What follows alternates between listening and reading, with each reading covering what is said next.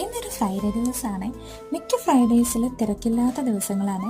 തിരക്കില്ലാത്ത സമയത്ത് ഞാൻ മാത്രമല്ല, ഇവിടുത്തെ ഡോക്ടേഴ്സ് ഉൾപ്പെടെ എല്ലാവരും വന്നിരിക്കുന്ന സ്ഥലമാണിത്.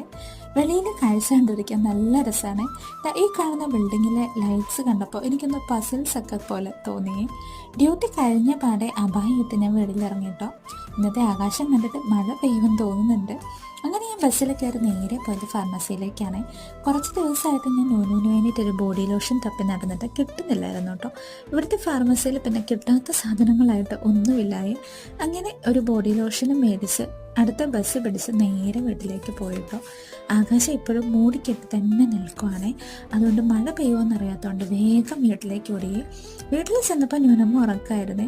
ഇപ്പോൾ കുറച്ച് ദിവസമായിട്ട് ഡ്യൂട്ടി കഴിഞ്ഞ് വന്നാലുള്ള എൻ്റെ ഏറ്റവും ഫേവറേറ്റ് ആയിട്ടുള്ള ടൈം ഇതാണ്, ന്യൂനമ്മയായിട്ടുള്ള വർത്തമാനം.